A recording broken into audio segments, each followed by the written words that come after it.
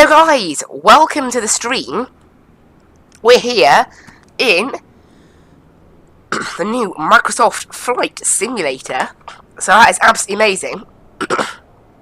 We're here, getting ready for our flight. We are flying down to London Gatwick today, and I just want to make sure, I don't know, I wanted to try and...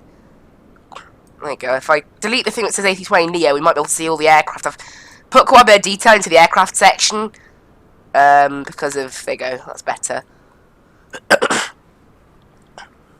there you go, so that's absolutely fun. We're here in the fly-by-wire A320 Neo X, and we're on version 0.2, yeah, with the brand new patch that came out today, the experimental, no, it's the unstable build patch that fixes the Engine 1 startup issue that arose after the last patch came out on Microsoft Flight Simulator. This is on the latest patch, by the way. Is it version like 1.83 or something, I want to say? I don't know. Whatever it's called.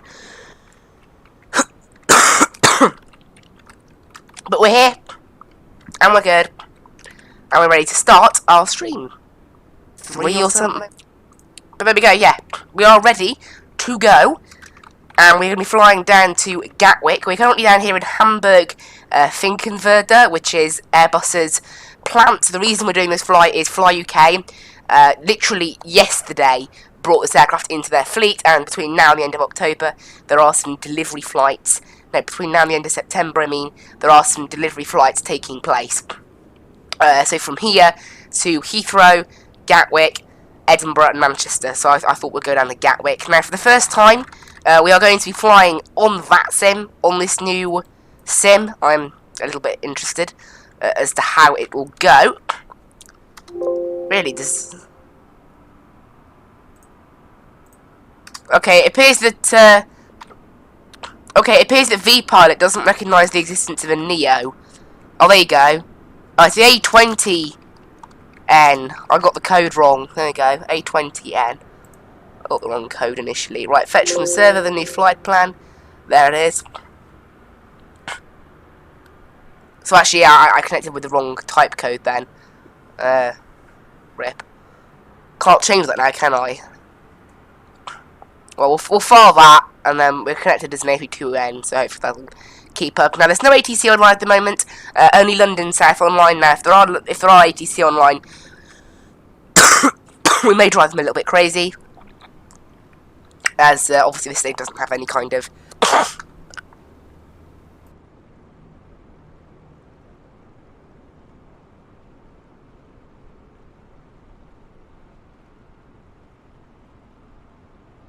yeah, so I was just saying, yeah, we may drive ATC a little bit crazy today. Oh, I'm trying to figure out how to get back in the cockpit now. I hate this. There you go. So yeah, we might drive ATC a little bit nuts, with not having obviously the correct. We don't quite have the correct systems that this sort of plane is meant to have, right? So what we want to do, we're going to go and get the external power switched on, and then we want to go ahead and whack up all the brightness on these things. This plane starts in a cold and dark state. I don't think there's a way to change it at the moment. Hello in the chat. Hope you're enjoying the stream. But yeah, I don't believe there is a way at the moment to fix that. I just think that's kind of it. Right, we're adjusting all the brightness. Make sure we can see everything. And we want that to be on full brightness as well. And that's all we want on full brightness. Great. Well, I'm just going to press B, make sure we set the correct QNH. And we'll flick it over to QNH hectopascals, just to make sure that's true. I'm going to load up windy.com now, which is what I'm using now to find my METARs, in case anyone's wondering, because obviously Active Sky is what I used to use, and that isn't, obviously, you know, I can't, Active Sky was an active thing in the new sim, it isn't in this sim now. This sim has its own weather system, whether that works very well or not is a bit debatable, but, you know. But yeah, at the moment now, with this latest fly-by-wire update, hello, Colour Factory. But yeah, with this latest update, it does appear that they have fixed, they've added in a number of things to this A320 Neo, which is really good to see. We still haven't got the latest nav data, so that may be a bit of an issue for us, but You know, Navigraph still haven't brought out anything for this new game. From what I've seen, is that not? I think that's in orb. Right, auto on the smoking signs, seatbelt signs can come on. And, right, let's get the batteries on, actually. Let's actually get on with setting the plane up. I'm not kind of used to this now. I'm not totally used to it. Anyway, we'll tune ground, and then ground services. Actually, no, we can't have any ground services here, okay? We'll just forget that then. We'll use Shift and P to push back then. And also, I want to make sure as well that the sound for ATC are turned off. There we go, perfect, okay. And I've also turned off all the AI to the left and the right. Okay, right, let's make sure everything's all set up. It is. Right, we need to go ahead and get the IRS's aligning. We should have done that before, actually, because it does take quite a while. It's going to take us, okay, under 7 minutes. That's not bad. Yeah, we're on the very latest patch of this plane. It looks pretty good, actually. Yeah, first attempt at Vatsim on this new sim, yeah. Right, we're going to go from ED. We're on the ground in EDHI. Looks like someone else is having the same idea as us today. Flying the A32N part of Fly UK. They're doing the Heathrow route. Obviously, I'm doing the... Also, my flight plan is filed as the wrong type of aircraft. I need to change that. Right, from EDHI to... Right, you know what? I'm just going to actually re-pre-file my flight to make sure that it has actually got the correct type code. I didn't know what the type code... I thought it was I thought it was A320, and then you place the 0 with an N. It's actually A3... actually A320... Wait. It's actually A20N. You skip out a 3, not what I thought it was. So we'll go ahead and file that again. And we'll disconnect, connect, and fetch the flight plan again. And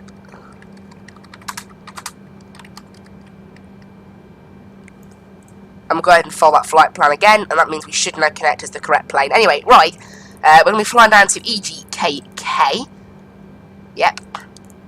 Cost next day is 25, I don't know whether it makes much of a difference. Cruise altitude is 380 today. The wind page doesn't work still, okay. Does this page work? It does, and I forgot to load in the correct amount of fuel. Right, we can do that from here though, luckily. We're going to put it into pounds, and we need today, we're looking for how much fuel? We're looking for £14,548.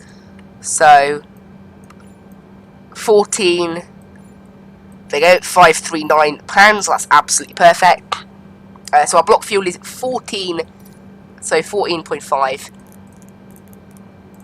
Although I think that's in kilos. Yeah, that's in kilos, sorry. So, it isn't that, it's... Like, it's so annoying that the Airbus is in kilos, and the game is in pounds. It's really annoying.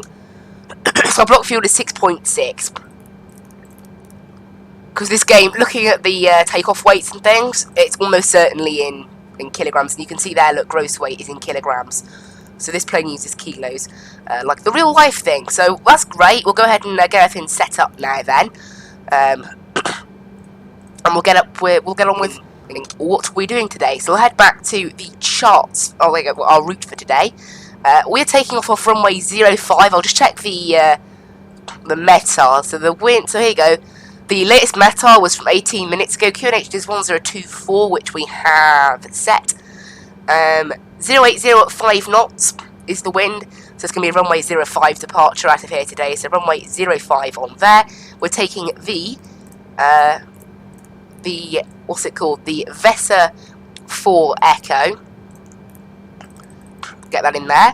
And then after that, from Vesa, remember we have to enter it in waypoint by waypoint. There's no airways in this new sim as of yet, until Navigraph get their data out for this game, which is still taking them ages. I don't know why. But our first waypoint is Revla. And this will take quite a while, so just bear with me. So from Revla, we're going to Vesa. Because I tried entering in airways and it accepts it, but it doesn't put in all the waypoints. To Dotob. So the airways are in the game, look, but it just doesn't put them into the thing when you accept it. It's really annoying. From Dotop, we're going to M-Pit. And this will take a while.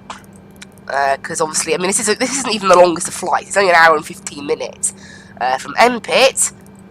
Oh, I forgot, this is an Airbus, and I have to go bit by bit, don't I? M-Pit to Doback. Center all this in. I hate that they don't just have airways in this game. It's really irritating. I'm going to take the first one, I think, if that looks correct. Next one is Gelso. This would be so quick, look. All of this is on the same airway, so I could have just entered it in one go. If this was FSX, or I had Navigraph working, which still isn't working, to Riv. This route is so long now. To Mumik. Right, let's keep entering this in. Also, I wish there was like a keyboard. Like in the old game, you could just press tab or shift or something, depending on the plane, and it'd let you type the waypoints. You can't do that in this one. To Summum. And that makes this process even longer. But, you know. Yeah, oh, Summum. M, not N, at the end there. This takes forever. I mean, luckily the ILS will be aligned by the time we're done. I said 7 minutes. It's been more than 2 minutes. Okay, so 5 minutes to go on the ILS then. IRS. From Summum we're going to Blixie. Right, we're coming to the end now, don't worry. Blixie.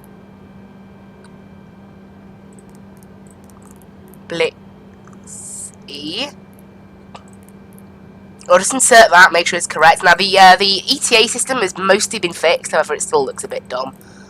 So maybe it hasn't totally been fixed. To Arek. Apparently, as well, the overspeeding has been fixed, but, you know, I'll be the judge of that when we take off. From Arek, it's to Pibux. We're almost at the end, guys. This is what I mean, though. This is literally a 400-mile flight. Like, I've done flights that are so much longer than this as part of a normal stream, like not a long haul, to Tebra, and that is it. Like, you know, I've done flights, just a regular stream that's like 900 miles. This is quite short by that standard, you know. This flight's about 400. We're looking for, like, why is the decel point there? Why is it put Doback in as our destination? Right, delete that. Why does it think our how do I delete that? I'm pressing delete and nothing's happening. Why does it think that's our destination? Right, in it. ED. Is this going to delete my route? If this does, I'm going to go nuts. Ah! Why? Why be so mean? Right, runway 05. Oh, I can't believe that. The Vesa 4 Echo. Yeah, okay, great. Game just decided to delete our route out of existence. Right, we're just going to enter in waypoint by waypoint now and not bother with the airways thing. Maybe that'll stop it from thinking it's our Why does it think Revla's our destination? Right. Am I entering on the wrong line? Revla.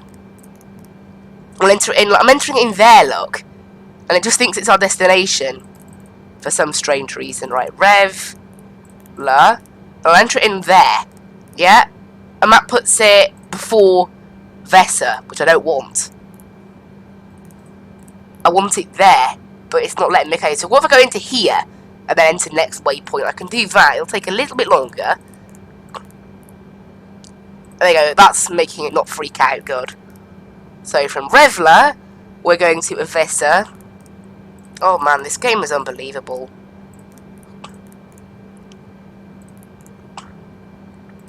Don't know why I thought it was like that. Right, Avesa to Dotop. We have to just enter this all in again.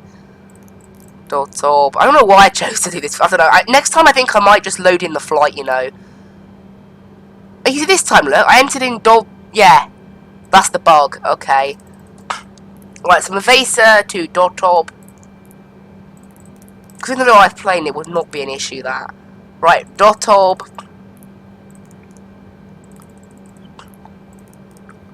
To M-Pit.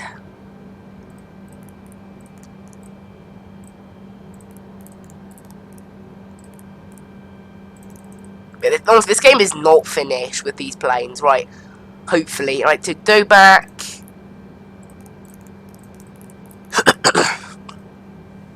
Enter that in. Awesome. And from Doback, it is to Gelso.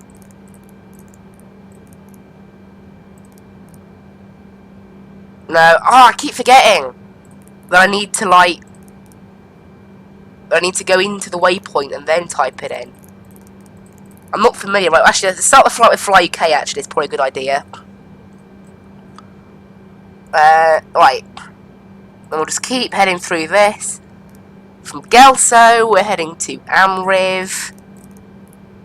So I've already had to put this route like multiple times, you know. From Amriv, it's to Murmik.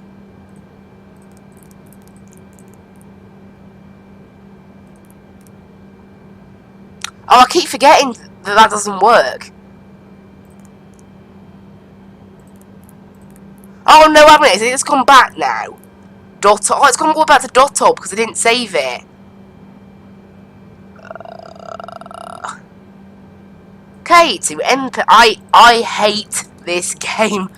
I don't know why I'm choosing to fly this today, honestly. I think I might just go back to FSX after this. With the airliners, at least. From MPitch to Doback. Because honestly, the airliners in this game are far from finished. And until Navigraph bring out a proper nav database, although maybe it's not even Navigraph, it might actually be the fact that... Because you know, the airways are in this game.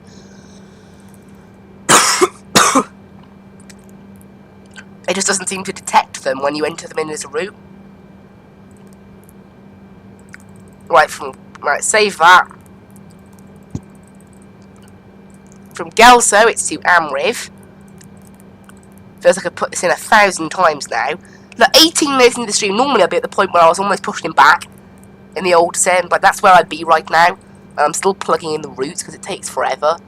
Right, from Amriv to Murmik.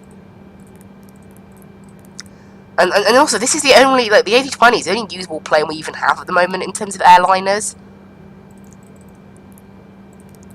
To Murmik. Because all the other planes, you know, the 747 is quite laggy, but it's alright, and it isn't the best.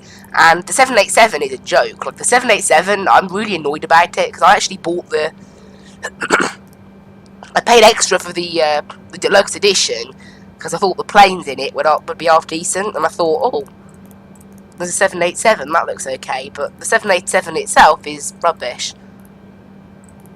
So it makes no difference. And London Sets just went offline. So it doesn't look like we'll have any ATC. Maybe for the best. That we don't have any ATC today. I don't know. Right, from Blixie, we're going to head to Arek. We're almost done now. Next time I think I'm just going to load in a company route, you know. I'm just going to load one in. Just going to load in a pre-done flight plan, because this is a joke. To Pibux. Because I kind of forgot, you know, it is a massive pain, especially considering I had to, like, re-enter in the route because of that bug. If I hit airport, it's going to take me to the bottom. I was just thinking if that worked, but no, it doesn't do that. So hitting airport does nothing. Right, from Pibux, we head to Tebra, and that's it. Woohoo! That's our route done, at last. Right, Tebra. Well, there's no way our IRS isn't going to be done by now, is there? Good. And what we want to do now, we want to go ahead and click. We want to start the APU. Get the fuel pumps on as well.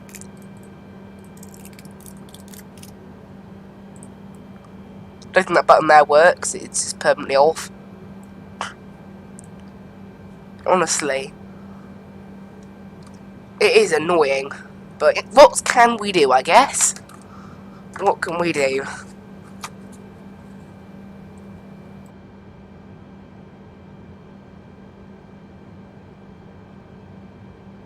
I'm waiting for the APU, there you go, the flap's open, so the APU is going to start now. Which is good. And we'll shoot ourselves over to Unicom, 122.8. 8. Awesome. And, whoa, how is my... Alright, Alt 2 is what I use. Oh, so my camera angles don't save between thing then. Between computers. Right, okay. That's my flying camera, so I need to press Control Alt 1. If I press Alt 1, it should put me on that camera. Great. Okay. Alright, so I'm going to set Squawk 2200. The TCAS is now working in this build of the fly-by-wire A320 as well. Now, down in Gatwick, then we're going to be using runway 08 right today. Yes. I'll bring up the METAR for that now. Gatwick. The winds are 05014, so yeah, definitely 08 right then. Is there any... Okay, great, there is a little bit of ATC down there, and they are using 08 right. Awesome, and we're going to be taking the Tebra 1 Golf.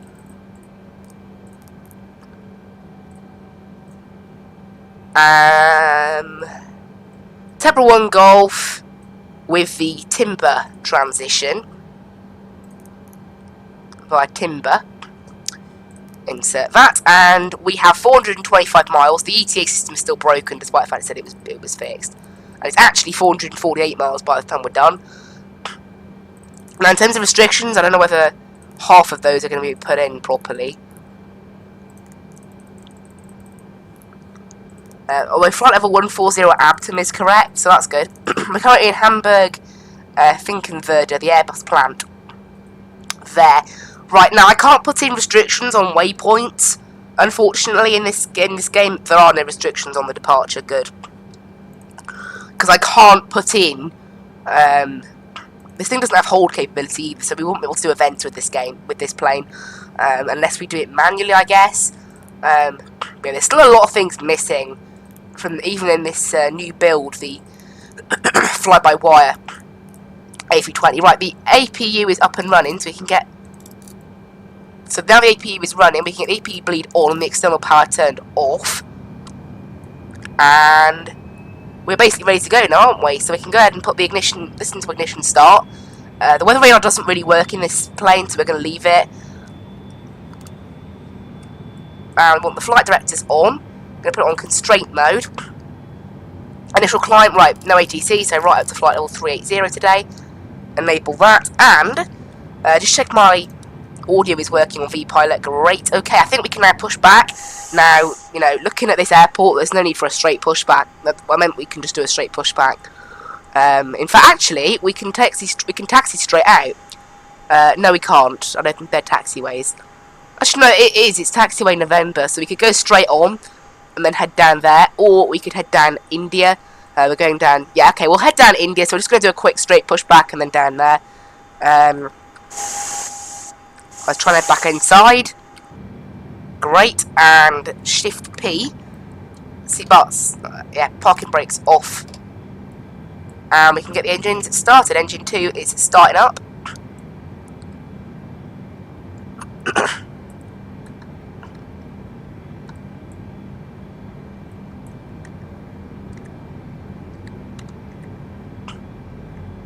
And we'll set auto brakes max. So just when I press the brake, yeah, when I press the brake, it still disables the auto brake. Because I'm not going to turn on the auto brake until last minute. I know you wouldn't do that in real life, but right, auto on the strobe lights then. Beacon light can come on, and we can stop the pushback there. Don't need a big pushback today. And we can start engine number 1. Flaps 1, and we'll arm the speed brakes as well. And we'll just wait for the other engine to start up. Taxi light can come on. Why is the... I thought I turned the no smoking sign on, didn't I? I don't know, leave it at that then. On the emergency lights, oh there you go, that's what makes it go off. Oxygen crew supply. So make sure there's no lights up here now at the top, apart from obviously the APU. There's the PTU barking away. Like a dog. It's nice. And also, actually, let's set our transition altitude and things. So we're going to be doing a flaps 1 takeoff today. Flex is, I just like 50, because it's normally between 40 and 60, so I think you can't really go wrong with it's 50. Transition altitude out here is 5,000 feet. And our V-speeds are already calculated. The V-speeds are a little bit low in this plane, I think. Or maybe they're not, I don't know. But I personally think they are a bit low. Transition altitude down in Gatwick is 7,000. We're going to leave all the rest of that for later on. Now the engines are fully started up, so into normal mode on there, and then we can get the APU bleed off, the APU off, and the plane is ready to go.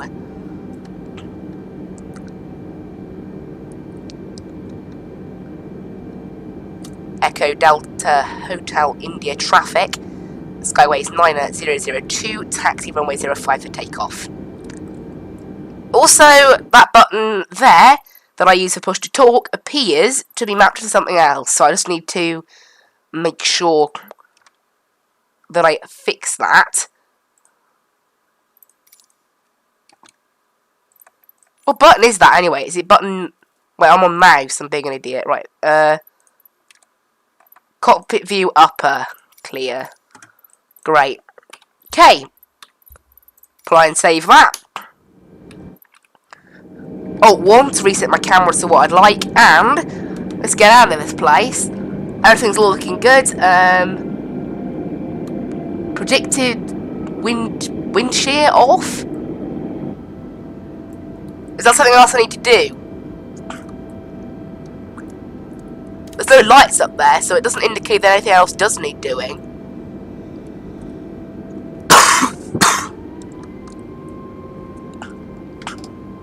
I was going to say, this thing needs too much power to get off, and I discovered that that was happening. Yeah. Right, let's taxi down to the runway then. Now, what's that? Predicted? I'm guessing it's wind shear. Or weather system? Does it not like that being off? I mean, I can turn it on. Well, I know that works. All that stuff's sitting up.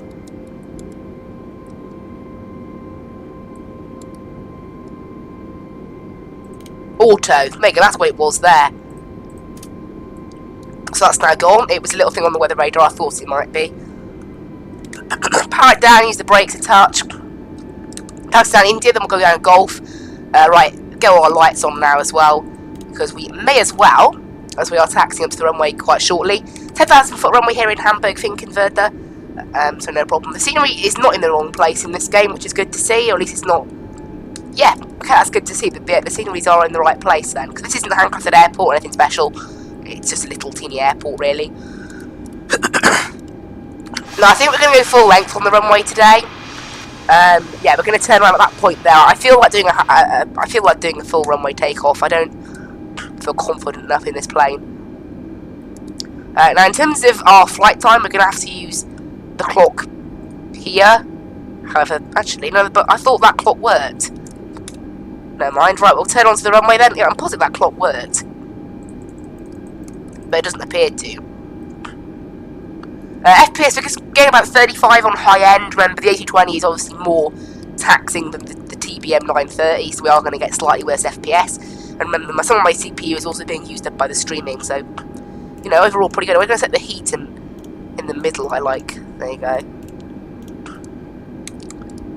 Get that set up.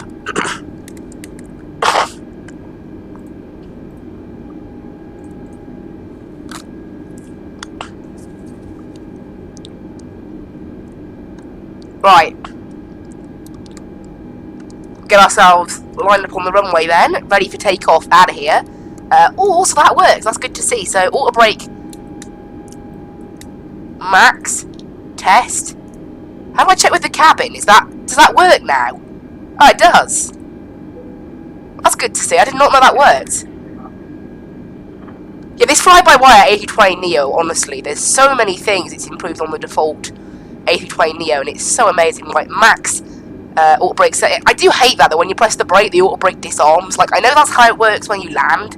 When you take off, like when you use max auto brakes, it's not the same case. Anyway, we're lined up on the runway.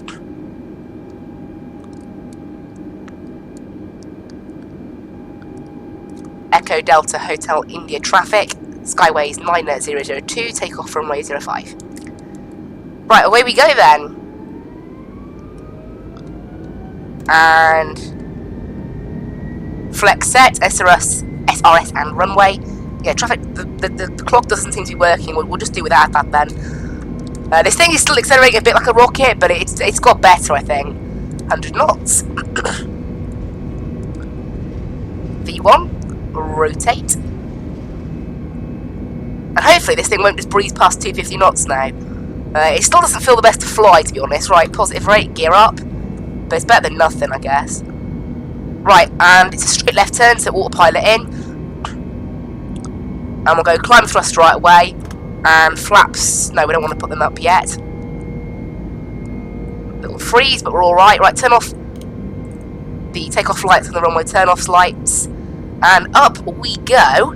Oh yeah, this thing always struggles to gain speed at first, because there you go, now it realises it always thinks that its initial altitude target is like, no, its initial speed target is really low, so it struggles to gain speed at first, and then it just goes mad. But now, there you go, now it's starting to pitch down, so this plane's definitely got better. There were a few flight dynamic changes with this update of the game, on top of the fly-by-wire that had already been improved, but it's doing better now, I've got to say, with the speed side of things. It still isn't the best plane to fly. You know, like I mean, saying that, the only other Airbus I've ever... Okay, the chronometers only works when you're in the air. Is that how that works? We're just going to leave the clock then. Now, is it going to... Okay, they haven't fixed that. I know they claimed they fixed that, but it just went blazing through 250 knots. And it doesn't seem to be doing anything about it. So... Clearly, this thing... You know, now I've... like disengaged it, now this thing is climbing like a rocket, so maybe it's still not quite fixed, because it should not be climbing at 7,000 feet per minute, although looking at the altitude climber, it doesn't look like it's quite like that. Right, and there is transition altitude, so standard pressure, and there you go, this thing has now settled down to a better climate. It's just that initial departure that needs some work still. We can disarm the ground spoilers now as well. But yeah, the initial takeoff needs a bit of work. I'm not getting the best of FPS. I'm getting about 33, but it looks a little bit laggy on that screen. Once we're in the air, it will improve.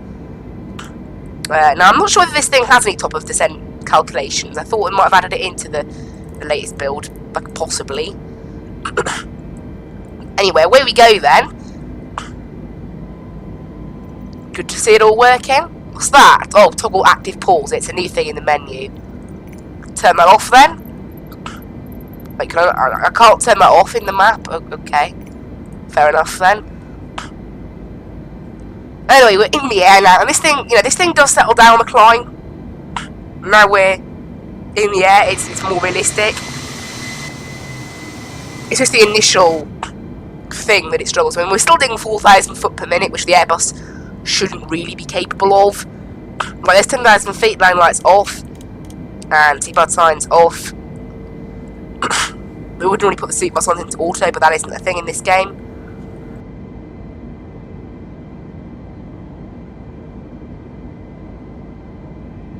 There we go.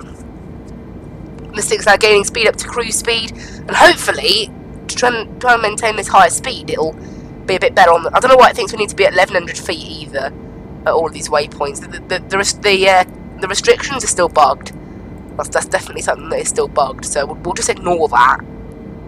We'll turn them off. We'll go 80 nautical miles range, and we can see all our waypoints then. You can see that this thing is still managing 4,000 foot per minute. Really, it should be doing more like 3,000 feet per minute, or something. It is starting to level off, actually, so it's a bit better.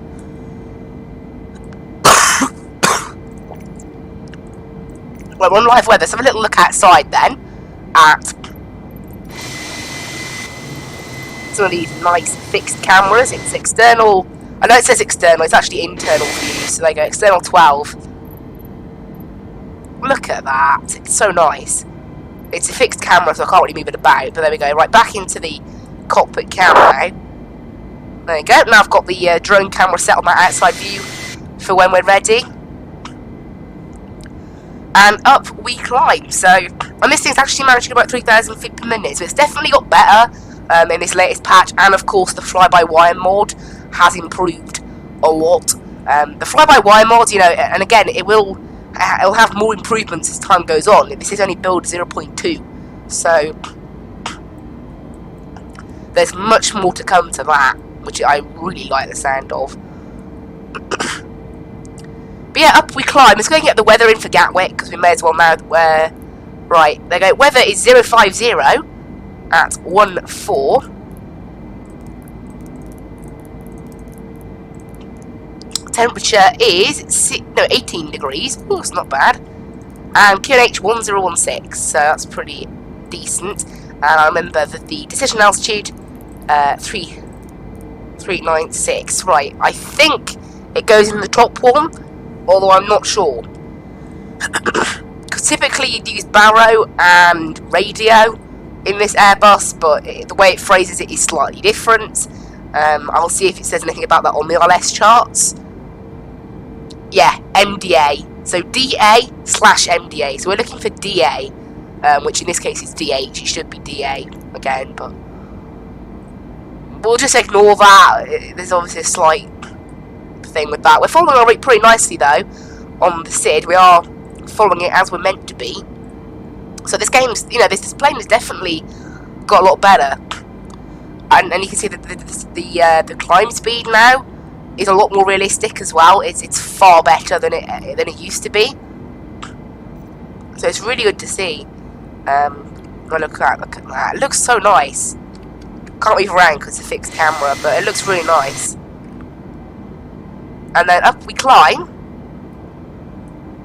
I think that's our top of climb marker there. The markers don't quite work. They're in the base plane as well. And even though I think the patch note said they fixed the ETA issue, but that's clearly still a bug. And the distance to go is also bugged. So we'll just ignore all of that. I don't think the QNH makes any difference, but it might. Who knows?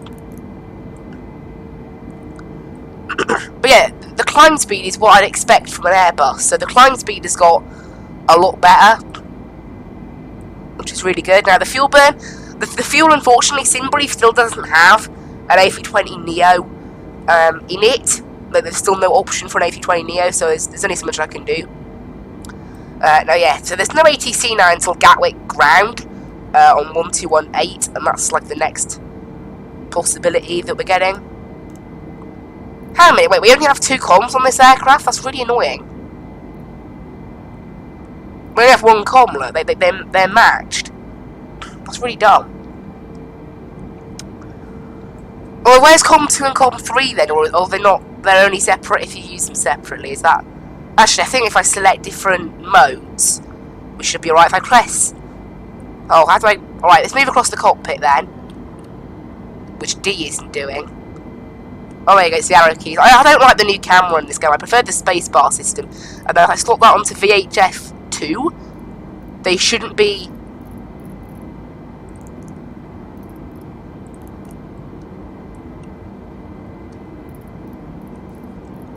Why is that suddenly not working?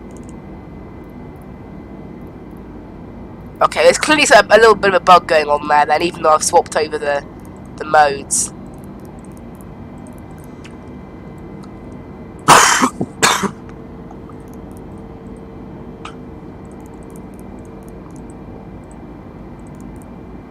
It's quite annoying actually. So we've only got 1 comm now. I mean, it doesn't really matter. I only ever used 1 before anyway. Right, and then Alt 1 just to reset my camera. Honestly, those custom camera views are very important in this game. We can turn back on constraints now. And this thing thinks we'll reach top of climb at Doback again. It's just going off our climb rate. Our climb rate's actually a bit low now. I think in real life it's a little bit higher than that. Or maybe not actually. I did forget about the Airbus climb. It should take us about 15 minutes typically to get up to cruise, a little bit longer maybe in the Airbus. I don't know about the Neo either. Obviously, remember the Neo is slightly different. It's got different engines, so obviously the climb performance will be different. I think it's struggling to maintain its speed. But maybe the speed it's set is slightly too high. Although 320 knots is actually pretty average for an Airbus.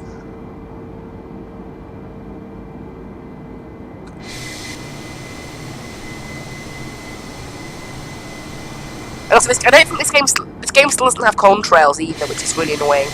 Now, I'm guessing... Oh, how do I get back in... I hate this. How do I get back into cockpit view? It's like so random. So the outside temperature at the moment is... I'm guessing it's minus 29, because minus 3 doesn't sound right.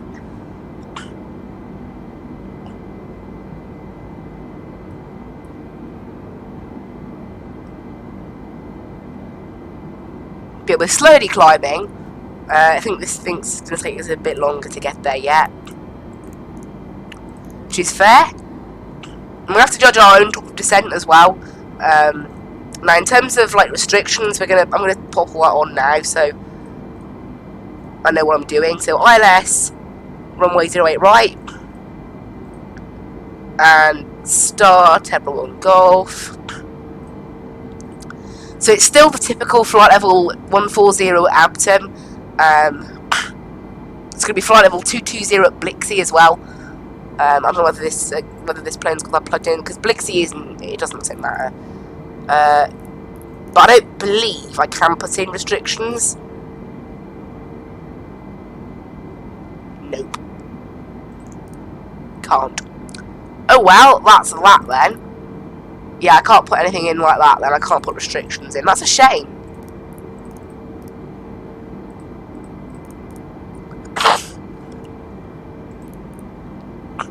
None of that really works. It's all working on work, you know, it is all going to work eventually. We're struggling to maintain the speed actually. I think we're going a little bit too quickly maybe. For the Airbus.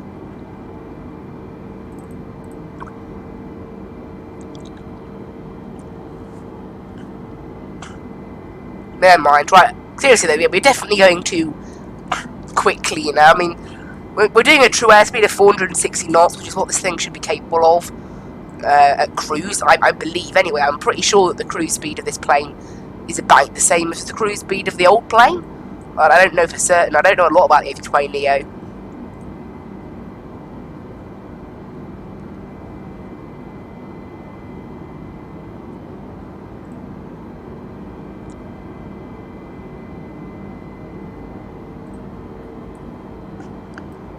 Anyway, is this gonna like start climbing? Yeah, we're going. Okay, there. Now we're going to max speed mode.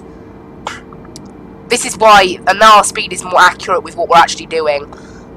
So in real life, I think that transition would be a bit smoother. Apparently, there are a few bugs with it that are being worked on fixing. You can see there, it just suddenly does.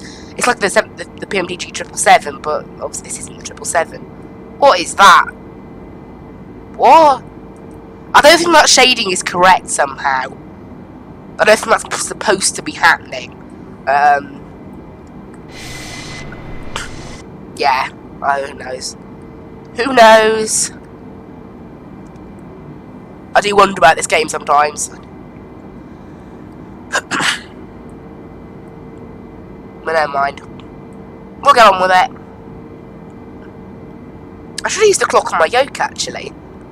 Then I could have still got a clock going, couldn't I? Oh well. That's that. Actually, wait, let's get this on to Jordan 3 as well.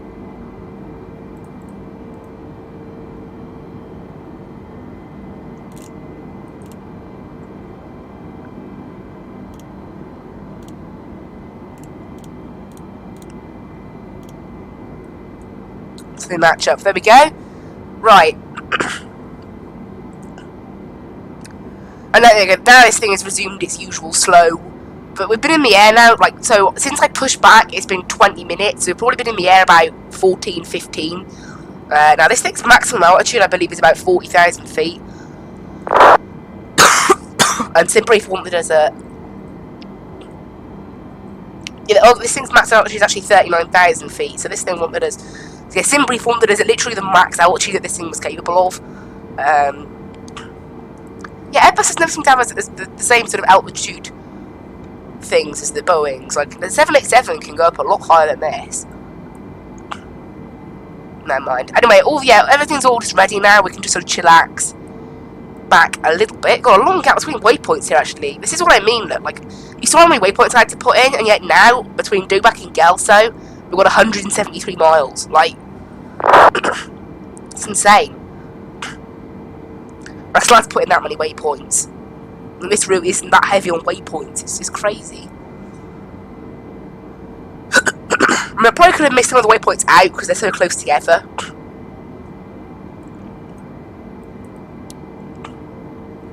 Yeah, these shadows in the cockpit are so broken. Like, this game looks beautiful, but then you get things like this. Right, I don't think that's realistic, or maybe it is, I don't know. But these shadows look a bit strange, you know? And out the window you can't quite see the world quite as well. You can over there. Maybe we can see more when we stop to cruise. It drives me nuts there's no contrails though. This game needs contrails now. There's no ice on those at the moment, which is good. I wouldn't be expecting any ice, but I know this game. With its icing, it's a joke. It just thinks that ice appears from nowhere. Remember, in the air about just over 15 minutes. So actually, time to cruising altitude is pretty good. Remember, you know, 380 is actually quite high. Normally, I'd probably be cruising about 360 on one of these flights, but it's what SimBrief gave us, so that's what we'll do. But, you know, it doesn't really matter, does it? It's good fun either way. Now, in terms of our descent, we're going to use... well, I'm going to basically use SimBrief with a mix of what we're actually doing, because it's not quite... So SimBrief only takes us as far as Timber, and then it thinks we go direct. But actually, no, the distance of our flight is the same. So this thinks our sort of descent should be around... around Arik, I mean. Now, obviously, that's not quite true. We have to be at flight level 140 Aptum, so we have to descend slightly earlier than SimBrief thinks. Now, obviously, without an ETA system to help me, it's kind of a bit difficult to tell where we're actually going to be going at what time, because the ETA system is so broken. It just thinks whatever. Wait, can I change altitude restraints? No, I can't. It's really annoying now that you can't change altitude constraints. It does kind of annoy me. Like, why not? You know? Like, why? Oh, there you go. I had one at Blixie. And then can I delete it? Oh. Wait, what? So you can put one in, but you can't delete it? I think putting in 0 deletes it. Yeah. So to delete it, you put in 0. And then you put it back in. Why does it default to minus 14,000? Interesting. Because it's not under 14,000, it's at 14,000. Well, whatever. But that's kind of that, you know. But at least the altitude constraints, you can change them then.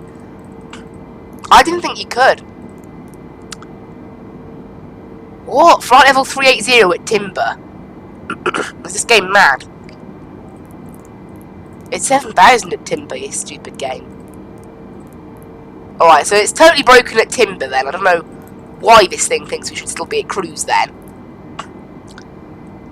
I'm not really going to pay attention or listen to that. But I know we're at cruise now for a considerable time now, so we're alright.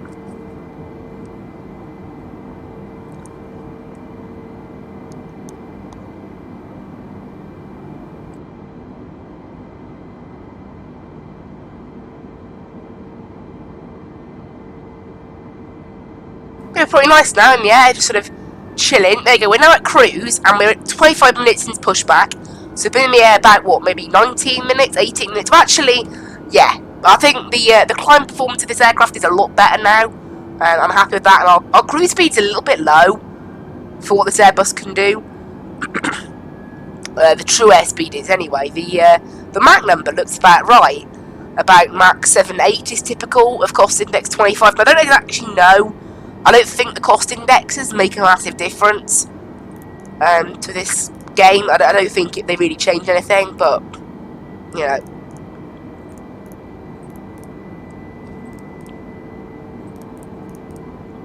It's good to see that some of this works now, though. I mean, not all of it, sure, but there's a good amount of it that does work now. And also, you know, you gotta remember, a lot of this is actually courtesy of fly-by-wire, not the people who made this game. Right, in my opinion, you know, Asobo Studio did such a poor job on these planes. Like, it's like they literally made this game. They went, right, beautiful scenery. Let's get this right. GA planes, make them as accurate as possible. Good flight models. We'll have all the Garmin 1000s and 3000s in them. And then we got to the airliners, and they're just like, oh, it's too close to release date. Forget about it. And then they just release something that's rubbish. Like the 787 is a joke. The 747 isn't the best. The A220 is by far the best airliner, and even then, it's pretty rubbish by default. Like, this isn't the default plane.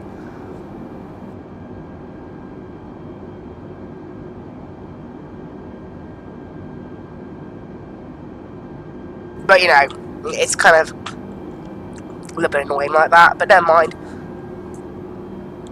Well, 140 miles to Gelso, and this, actually, I think this fixing true airspeed has actually picked up a bit now.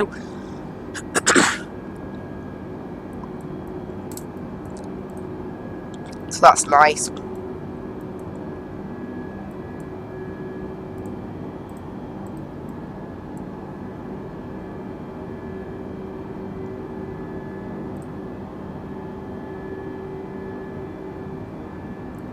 Doing pretty good, really. We're doing the best we can. Cruising along.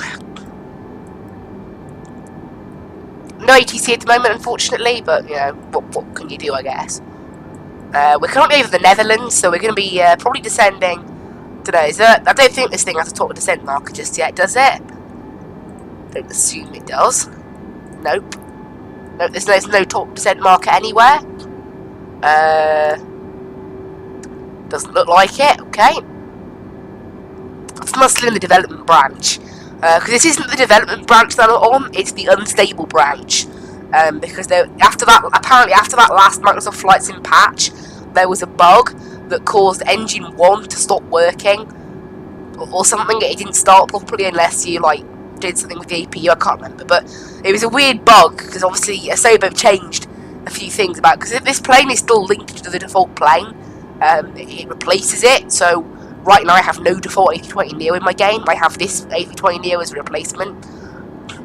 So they're kind of linked. So when Asobo changes the code for this, it kind of messes up the fly-by-wire one. I'm hoping at some point, they have actually said to Asobo they're going to try and link the default plane in with this fly-by-wire plane.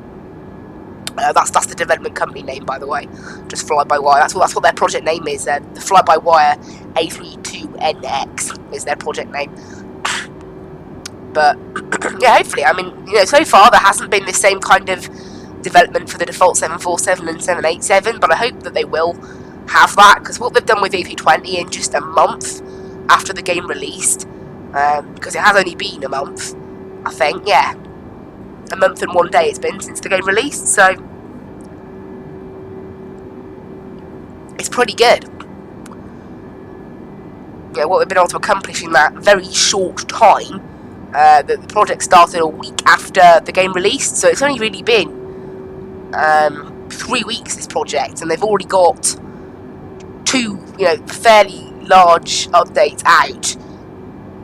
It's really, really good.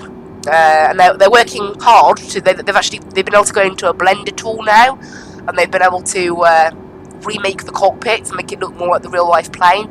That isn't out yet, and touchdown sounds have been improved in the latest update, and the plane will have a top of climb and top of descent VNAV calculation in it. However, again, so all of that stuff I'm talking about now is currently in the development build of the plane. Some of it I don't even think is in the development build. I think it's just in testing. But all of that is to come, and since it's been out, the eCam now works fully. Well, mostly. There's a good few pages that work on the eCam now, and the IRSs up here all work. All these buttons I discovered when I first loaded in.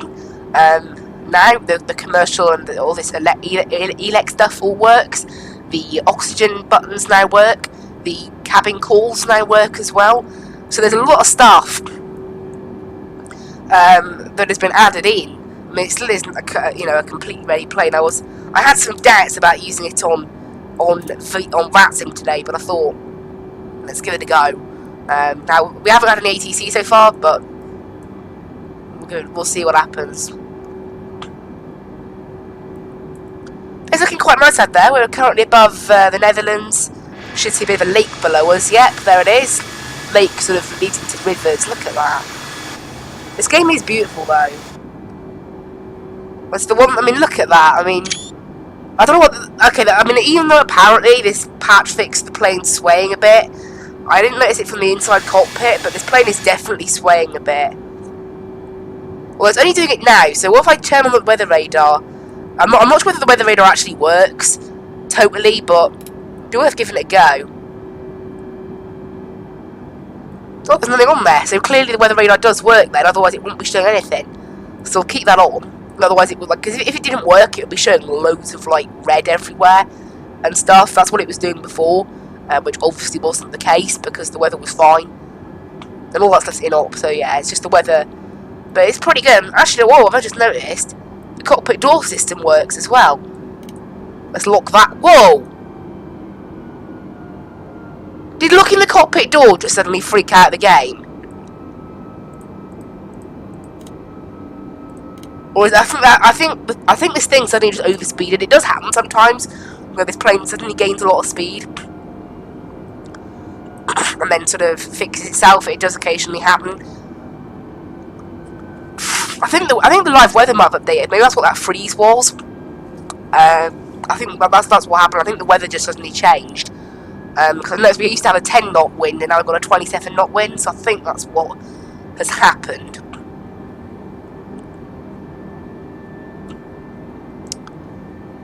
But yeah, Gatwick, currently they've got ground online and delivery online. So we might be having a little bit of ATC on the ground in Gatwick. Not a massive amount. It would have been nice to have something in the main, in the air. Obviously, London South were online when I first joined, but they're not online now.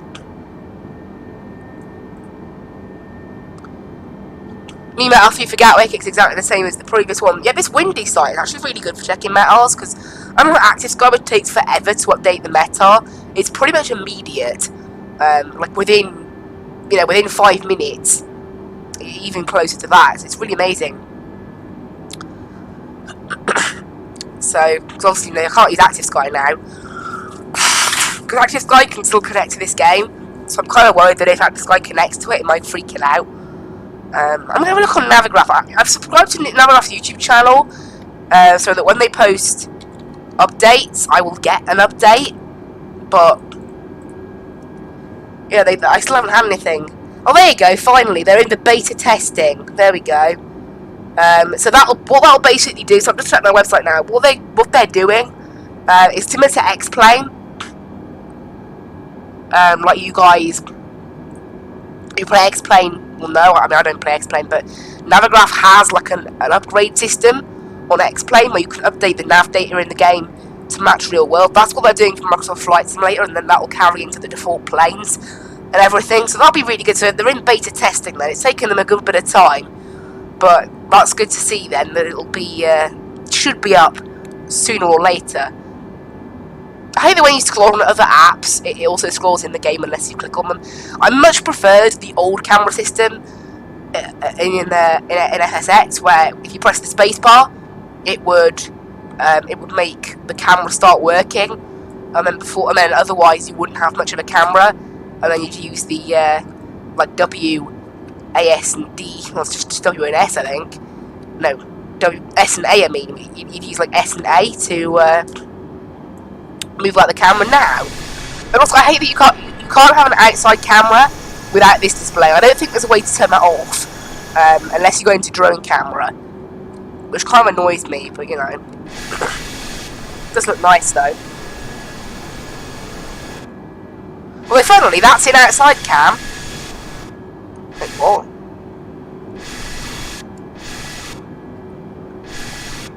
Okay. Anyway, we're back in the cockpit view now. Galso is now popping up on here, about 80 miles away from here. Just check, they are still using. Whoa! Yeah. The live weather just changed. It went from 30 knots suddenly to 10 knots. That's what's going on. The live weather is bugged. It's like updating in intervals, and when it updates, it just suddenly flicks the plane around. Active Sky does update in intervals in the same way, but it must have had a smoother transition of doing so. I think there's still a bug with the live weather, because there's no way. I think that's what it is a bug, because the wind doesn't just suddenly go from 30 knots to 10 knots in one little refresh of live weather. So maybe the way they're doing the live weather, or maybe there's still a bug with the live weather, because it is getting a bit odd. It does kind of freak out the plane when it happens. Although I'm already seeing evidence as well of the longer you run the game, the laggier it gets. It's apparently, I'll say that, actually never mind. Scratch that, we're flying over Amsterdam. That's why. And in fact, it's that skip hole, that's why. That's why we're getting lag. That's a handcrafted airport right there, so that explains that one. Why my FPS went from about 35, 40 to about 25, 30, makes sense. It's about a 10 FPS drop. Obviously, yeah, it being a handcrafted airport, you have got to expect little things like that to occur. Now, there's no model matching for this game at the moment on Vatsim, so if we see planes at Gatwick, which we probably will, because there's 6 planes on the ground right now. Now, also, the scenery in Gatwick is not awesome. There's not the best way to tell of what stand is for you. Now, luckily, I know Gatwick more than any other airport, so we should be okay. Like, Gatwick is the only airport that I know really, really well. And possibly Manchester, Heathrow, I know a bit of. Edinburgh, actually, I know quite a bit of Edinburgh and Newcastle, because they're quite simple airports. Gatwick's more complex. Well, I know a bit of Amsterdam, but Amsterdam's just nuts.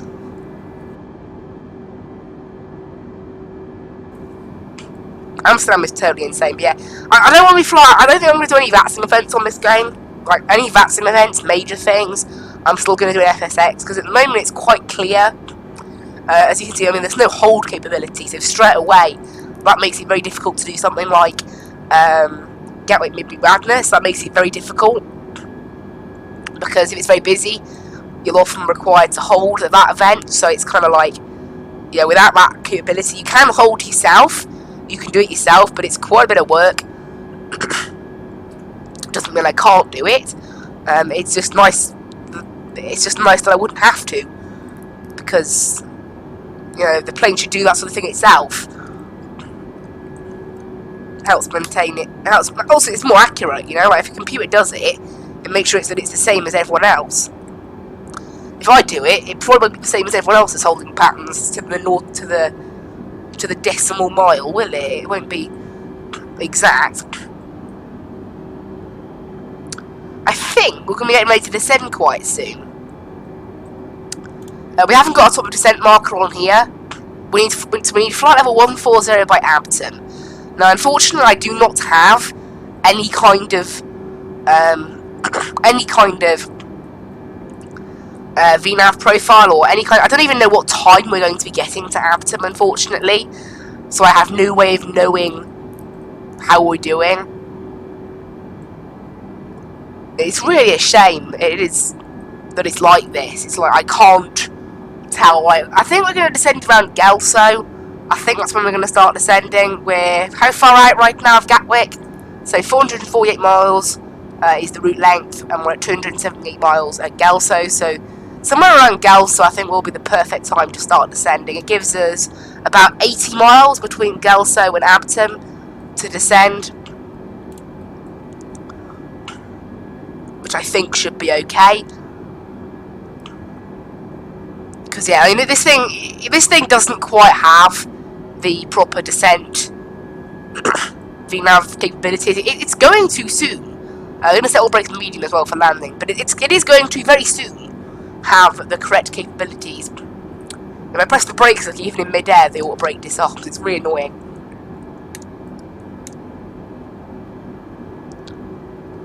I think this plane's slightly too quiet as well.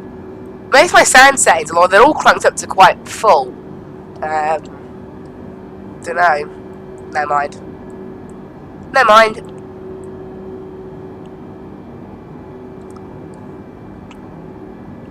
But yeah, I mean, we really need flight level 220 at Blixley, but that's not quite as important. Right, flight level 140 in there. Now we can do, if I enable descent, this thing will start to descend at its own pace anyway. Which I quite like. Also, this thing seems to think that there's a full... This is what I don't like as well. Like, as soon as you put a restriction in one waypoint, it thinks there's a restriction at every waypoint until something happens. Which isn't the case. It's not true. And it proceeds to put it literally everywhere.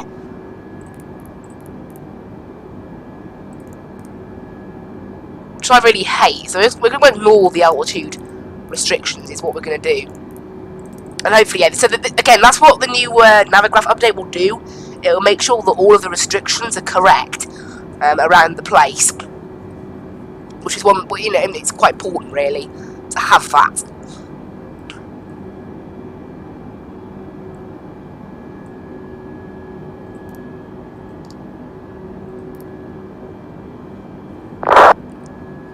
Yeah, we're just pretty chilled out right now, just getting ready to descend. Right, I mean, can I see Abtom yet?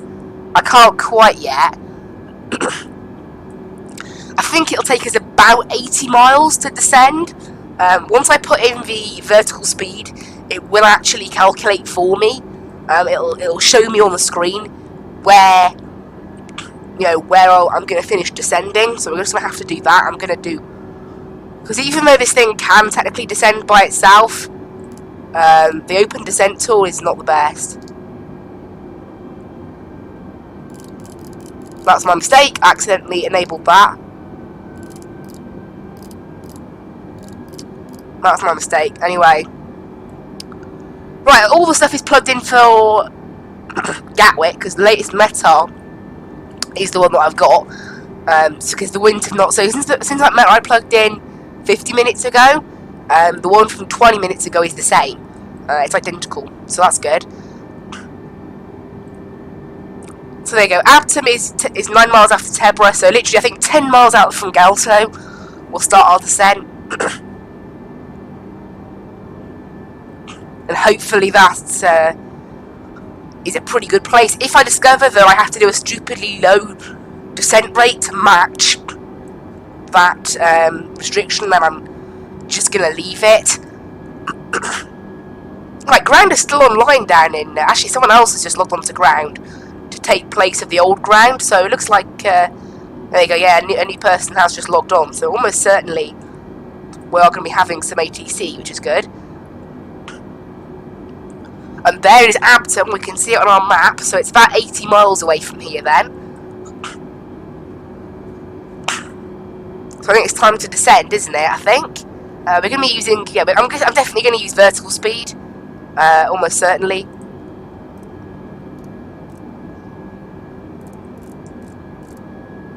Right, I'm going to try 1600 feet per minute and just see how it works. I want to wait until Abtom is actually in view of our screen to make sure I can definitely see where we're going to start descending, like where we're going to finish our descent.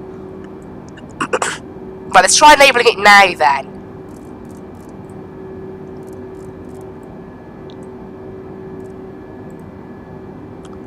How do I enable it? Am I pressing the wrong button? Engage. And nothing happens. So that's level off aircraft, which we don't want. Right. Enter managed altitude mode. And then engage vertical speed. There you go. Okay, that's how you have to do it in this plane, is it? Right, 1800 feet per minute. Where does that put us? Going to this. Oh. It's not telling us where. What if I enable managed altitude mode? Will it give me a decent path to follow or not? Or is it just going to start descending like mad and not sticking to the restrictions at all? That's what it looks like. Right, we're going to stick with 1800 feet per minute and then we'll see what happens. There's no kind of help anywhere, is there? But no guidance, no like little thing popping up. There's meant to be like a line that pops up in the real life plane, and it's like that's where you're going to be. But no, nothing. Oh well. I'm going to start the thing now, and we'll see what happens. Hopefully I haven't misjudged it like mad. I'm going to say about 2200 feet per minute, and we'll just see what happens, really. If it turns out I've misjudged it massively, then I guess we'll either be slightly too high or slightly too low. We'll just see. It looks okay to me, though. I think it'll be alright. This is why in real life planes actually have calculations for this kind of thing. To make sure you don't have to do that. But yeah, looking at this, I mean, again, you know, if the ETA system worked, I could plan this an awful lot better. Because I could do it all feet per minute and time. You know, because that's another way of calculating descent. But no. Actually, one simple one I could have done, we needed to drop 24,000 feet. So 24 times 3. We need to descend 72 miles out of Abton. So that's actually correct with what I started doing. And that calculation is for a 2,000 foot per minute descent. So using that calculation, we should be alright. Because I descended about 75 miles away from Abton.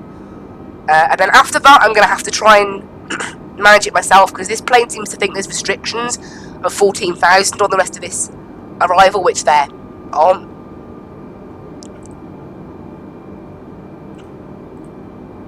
But, you know, that's just kind of how this plane is sometimes. We're still 150 miles out of Gatwick. But I'm descending early because of the restriction at Abton, obviously. And it isn't a descent plan, it is actually a restriction. Why is this thing just going to descent mode? I don't want it in descent mode, I want it in vertical speed mode. Weird. Well, hopefully it just sticks to that then. Unless there was a VNAV path that I can't see evidence of, that it caught up with, I don't know. I think we may be slightly too high, you know. We still need to drop. I'll check when we're 40 miles out from Abton, but I think we may be slightly too high, actually.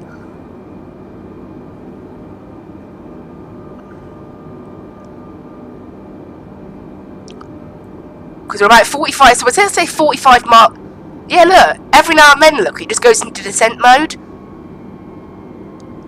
So we're 45 miles out from Abton, and we have 17,000. 17 times 3, we're meant to be 51 miles out, and we're 45 miles out. So, actually, yeah, we're pretty good on the descent. We're alright. So I think we can do about 2,200 feet per minute and actually get us back on course. I don't know what this plane is doing. It doesn't seem to like sticking to vertical speed. I don't really understand what's going on there. That's a weird bug. But yeah, 2,200 feet per minute should ensure that we stay alright. See there, we're only about 40 miles away now. So I'll check when we're 10,000. So at 10,000 feet, we should be 30 miles away at 24,000. And that'll be a good check then of whether I'm sort of doing what I'm meant to. I think we're alright though. I think we're doing okay. That sun shading is so broken. Well, there's no clouds actually in the air. That's nice. There were no clouds on the Meta. Yeah, clouds and visibility okay. So that's really good to see. And yeah, we'll have a little check up when we're 30 miles away from Abton now. Gotta expect the vertical speed to just suddenly disengage like it did earlier. I don't know why it keeps doing that. It's a bit of a bug. It's not supposed to do that, but you know, I'm not pressing anything, but it seems to just run big. Oh, I thought it'd done it then actually, but it hadn't. Alright. Outside it's currently about 29 degrees, that sounds about right. I think it's that bottom one, the SAT, I think that's outside air temperature. Or at least the closest to it anyway. Well, I think it's the one that you judge anti-ice off anyway. There's no clouds, so ice isn't a problem for us, which is good. Because ice is so bugged in this game that we basically get ice at any opportunity, and if it's on the body, it doesn't work. Right, 30 miles away from Abton. Mildly too high, which is why I'm descending at 2,200 feet per minute. However, really, we're only about 1,500 feet too high, so I think I've planned that Actually, 30 miles is when it's in the middle, so there. Yeah, we're about 1,000 feet too high, which we should make up by the time we get there. So, planned that pretty good, actually. I'm kind of happy with that. Very happy with that. Didn't intend for that to happen, but there we go.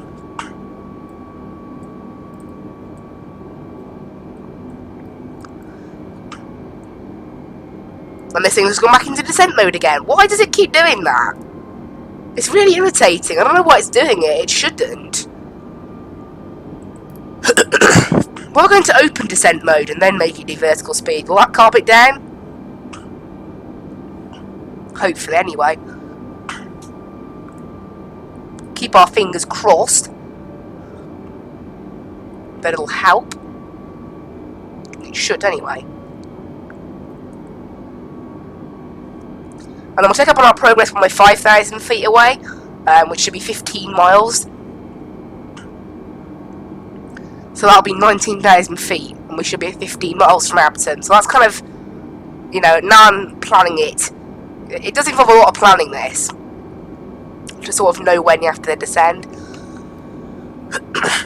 Because the plane clearly doesn't have a clue. Even though it should.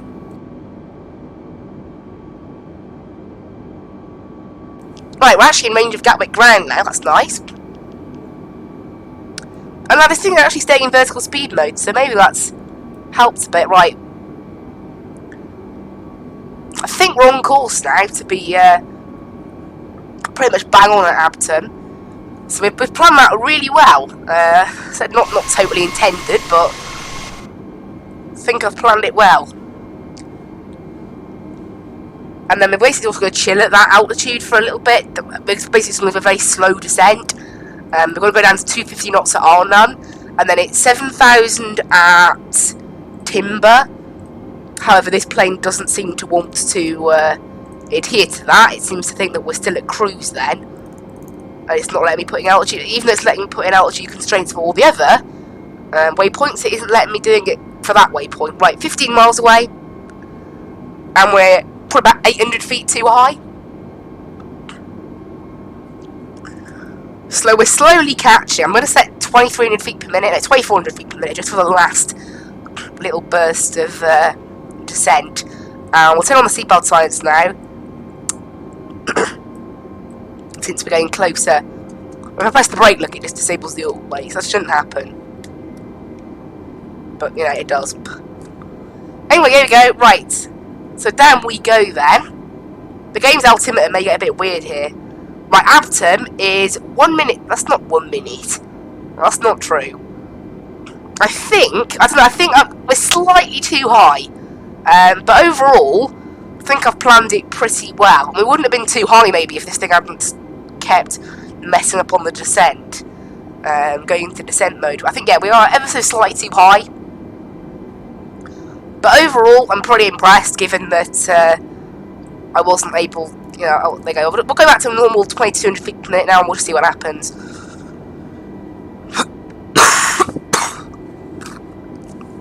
I think, you know, I think we're alright.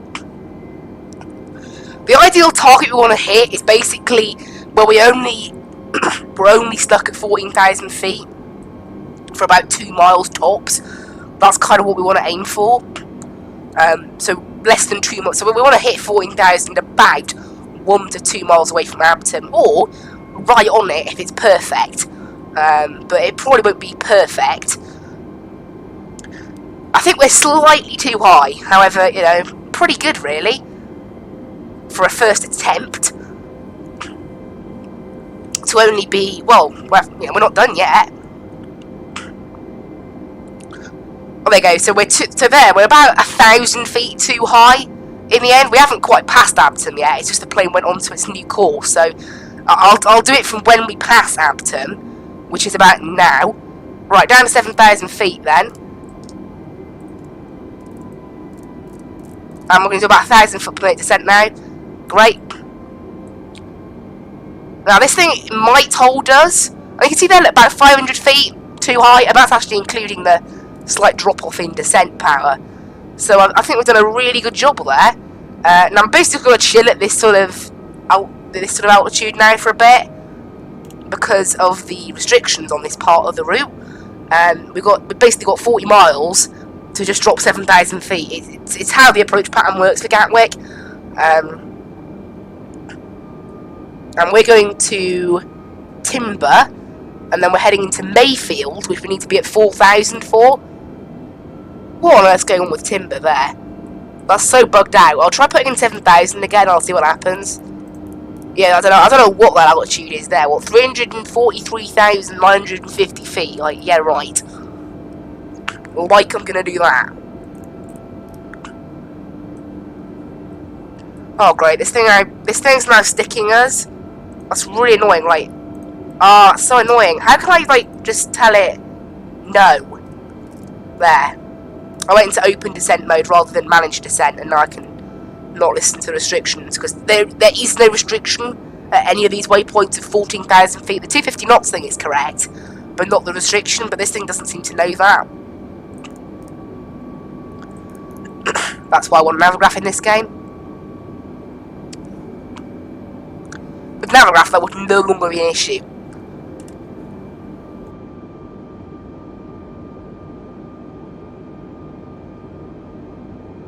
But yeah, now this descent is slow now. Transition altitude is 7,000 feet. We have actually had some new weather through for Gatwick. I'll just refresh that now. Normally Navigraph I'd have to wait 15... No, yeah, Active Sky I'd have to wait 15 minutes.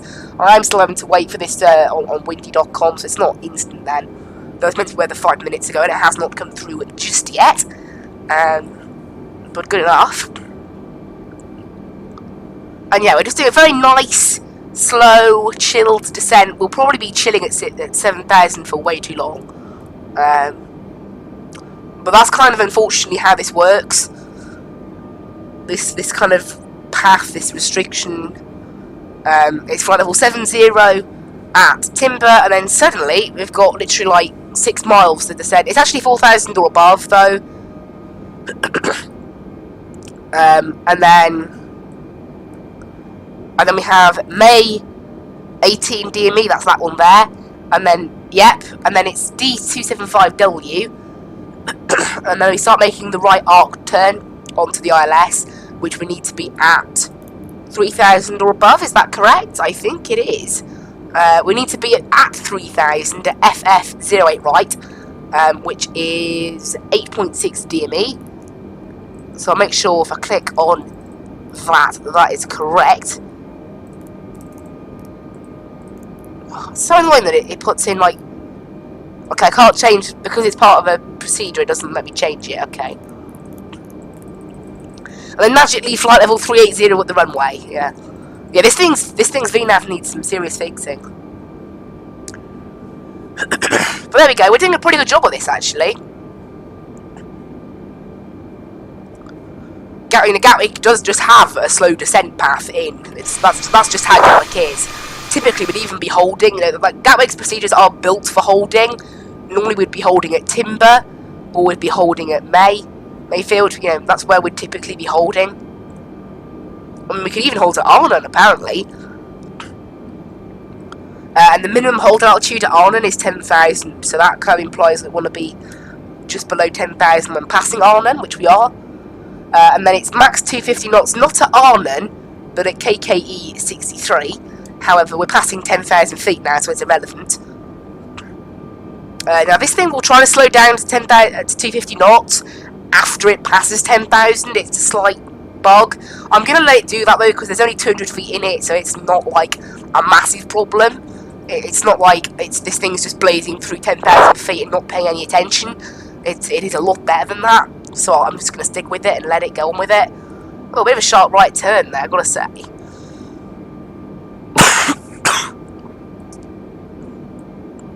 But the cabin altitude hasn't started coming down. Now, it's not something I can control, but because it's automatic, but that should have started coming down. The cabin altitude is still at 8,000 feet, so that's not good. But there's 10,000 feet.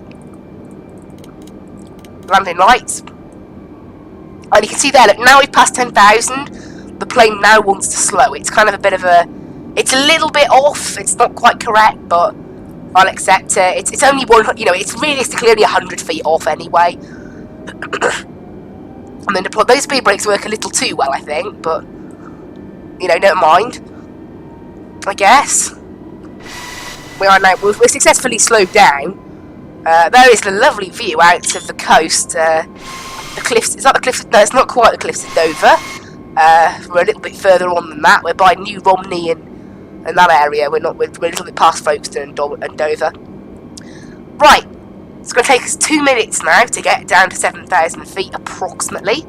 So we are going to be sitting at 7,000 for a little longer than I would have liked, maybe. But, you know, it's kind of what you've got to deal with in this aircraft. It's just, you know... No, this restriction, not even the aircraft, it's the restriction of how it works at Gatwick. And the real-life Airbus can plan, like, an exact descent rate that it needs to stick at, normally like 600, 700 feet per minute. It's really low, to try and make it as efficient as possible. Without that, we've just got to kind of try and guess it a bit for these kind of procedures. But look at that, though. I mean, for what, you know, it's what I say quite often, for what this game lacks in the aircraft, it does make up quite a lot of it in just the fact that it looks beautiful.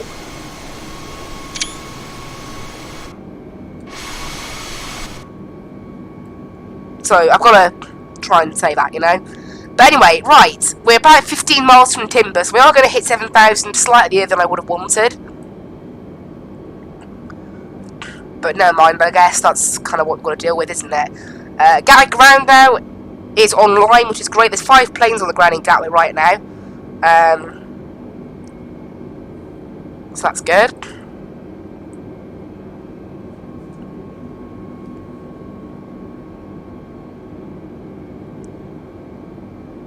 You can't join the game. I mean, I don't know. The game should be okay. I mean, there were a few bugs initially with the installation of this game, but it should be working now. Maybe try. I think they've said like uninstall the game and then install it again as a fix for the first patch. But that was weeks ago. That first patch. So I don't really know, because that was one bug where people were getting stuck on the screen and they weren't able to start the game when they installed. Well, they weren't even able to install it, I don't think. So which start screen do you mean as well? Is it the one where, is it the first one before you install the game, or the kind of like after that?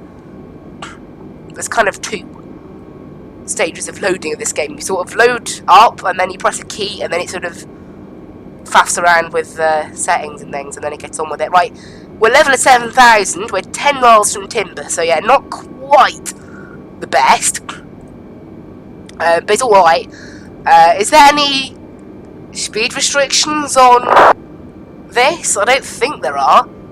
I'm just checking. I don't think there are any speed restrictions on this procedure on the arrival into Gatwick.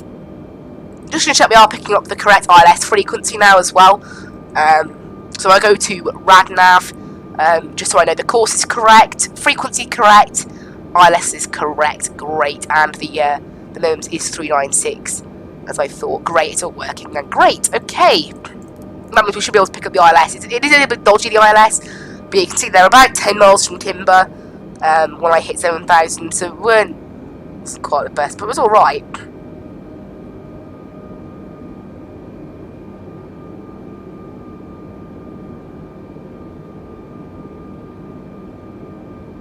Oh, Gatwick Tower's just come online, actually. On 124.225, so that's really good. 124.225. We'll just check they are still using this runway, by the way. Yeah. I was going to say the winds haven't changed, but just making sure. Right, 124.225. Also, the numbers you have to scroll through are not quite accurate. Those aren't real frequencies, really, are they? So you have to scroll through a little bit more than you would typically, I think. But, you know, all this has got to be fixed at some point. Right, down to 4,000 feet now.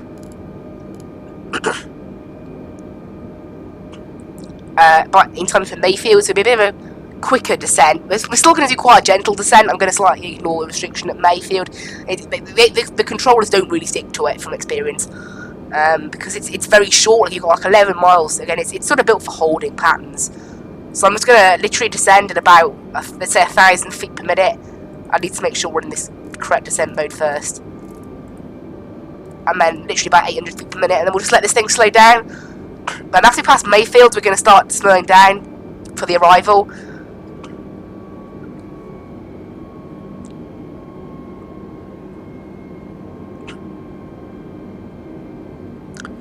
So yeah, down we go then. Let's have a little look. Look at that though. And actually, the lighting's a little bit annoying that we've got this lighting, but it's alright. Just a shame the lighting is so bad. Right, actually, we're past transition altitude, so let's go ahead and set that.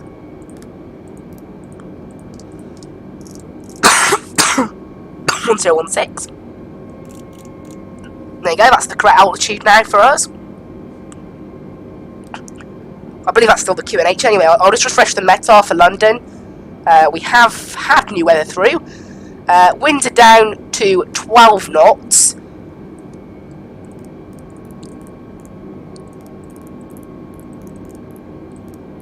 And temperature is up to 20 degrees.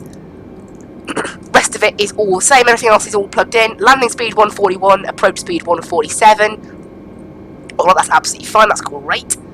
So this plane is pretty good, really. It's pretty realistic. We can turn off the weather radar now. I don't need that. We've got another 2,000 feet. We have new information now also on the plane crash. KTU has just learned the names of the 4 pilots who are on board the flight. They are Captain Sum Ting Wong, someone's playing something on Unicorn. Li Fook, and Bang Ding Ao. Yeah, someone's just playing some ridiculous stuff on Unicorn. I don't know why, but we'll just ignore that. Right, we're now clear down to 3,000 feet. We're going to do 1,000 feet per minute now, and then we're going to start to slow the plane down as well. So why are we still in max speed mode? Right, 220 knots. Okay, 230. Why is this? I don't want that on this. Right, down to 1,000 feet per minute, and then we'll just going to start slowing down now. 1,000 feet per minute, and that should get us to 3,000 easily in time for Gatwick. We'll get the landing systems turned on now. There you go, it's in there.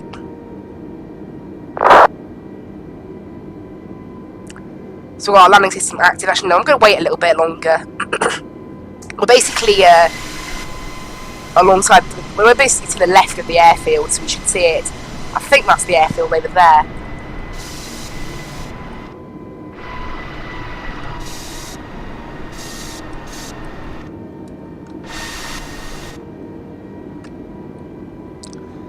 But we're slowing quite nicely down now. But yeah, I don't know, someone was just playing some stupid like thing on Unicom, who knows why. Right, 1 minute to go until 3,000. But just over a minute, 1.2 minutes. And then we should be alright for that. And yeah, Tower's online, so we should get we might get a contact me from Tower. However, quite frequently as well, we just have to contact Tower ourselves, which I'll do when we're on approach. We're going to hold at 3,000 then for quite a bit. That's just how the procedure works out.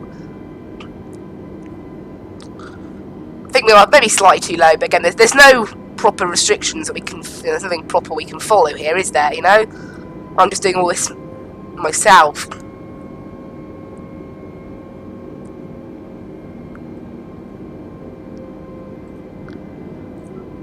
It is a bit more of a challenge flying this plane. You know, it is clearly a bit. You know, it's noticeably different flying this plane. We've got to hit this waypoint at 3,000 again. We're slightly too early to 3,000. Going to slow to 220 knots down. I want to make sure we're now slowing. This is our perfect chance to slow down the plane. We're going to go managed speed. And actually, no, this thing is descending too. This thing's slowed too early. This is what I often have to do in even like PMDG planes and things. It's what you do in real life, really. You know, the automatic speed is quite good, but it's generally a good idea to set your own speed, at least until final approach. and then the Airbus can kind of take it over. There's no need to slow down just yet.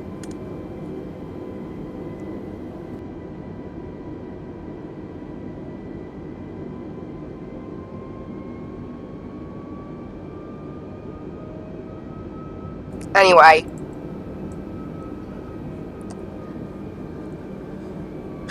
we're turning right about 7.5 miles onto the ILS, and at that point we'll contact Gatwick Tower. It's so annoying when I have to like scroll through all of those numbers though. Normally it goes 225 and then 250. You don't have to scroll through all those extra numbers. I mean, it takes an absolute age to flick between frequencies now. I'm hoping that gets fixed by the fly-by-wire team, hopefully. But, you know, that's how it is, isn't it? Right. No need to slow down anymore yet. We'll wait until just before the next turn. We'll go 210 knots now, actually.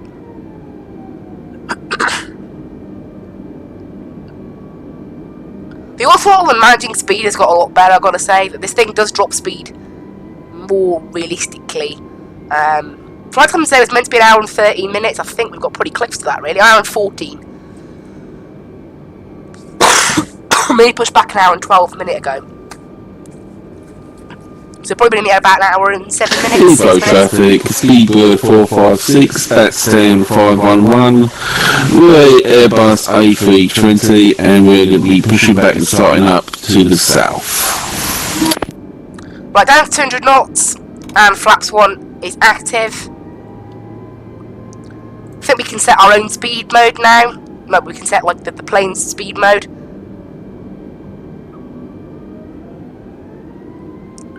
And then we're going to start turning around to the right now. Yes. Yep. And then now we're going to go ahead and enable the approach mode. And we're waiting to pick up the glide slope and the localizer. We're going to go on to Gatwick Tower now.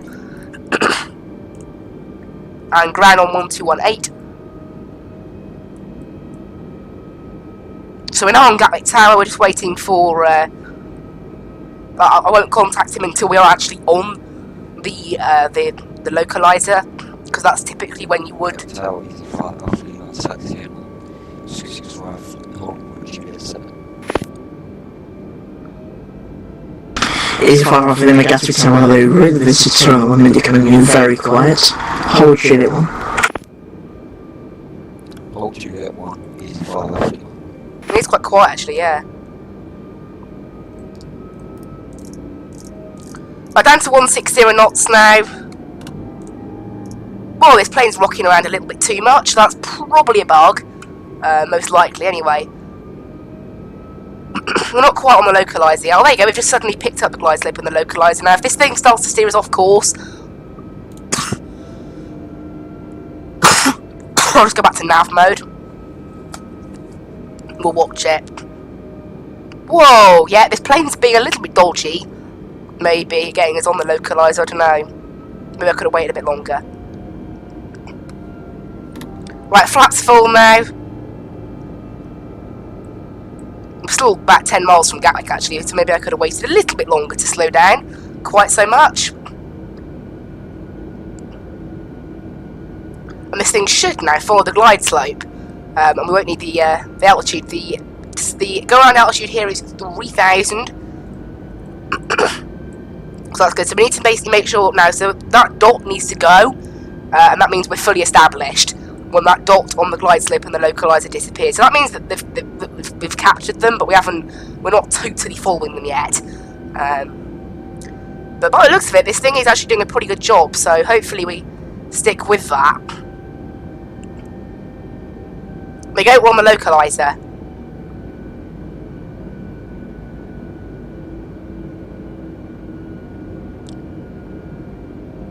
Gatwick Tower, hello, Skyways 9002, with you, ILS runway 08 right. Why is that camera thing still happening? I reset that. Skyways 9002, Gatwick Tower, though, runway 08 right, continue approach number 2, correction, not number 2, number 1, and there's one departure ahead. Continue approach, Skyways 9002.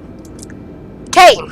Easy 5 after the traffic is on a 7 mile final, no delay, flight Juliet 1 runway 08 right, clear takeoff, so Right, from that 050 degrees 1 to us. Yeah, that thing with Yeah, Juliet 1. the camera being up still hasn't been fixed, so I'll have to watch that after the stream, make sure it's working properly.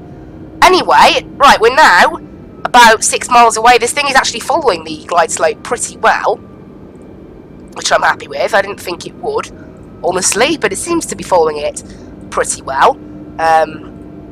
On the glide path, it seems to be. We're looking at about 1,500 feet at 4 DME, and at 4 DME we'll also go final approach speed.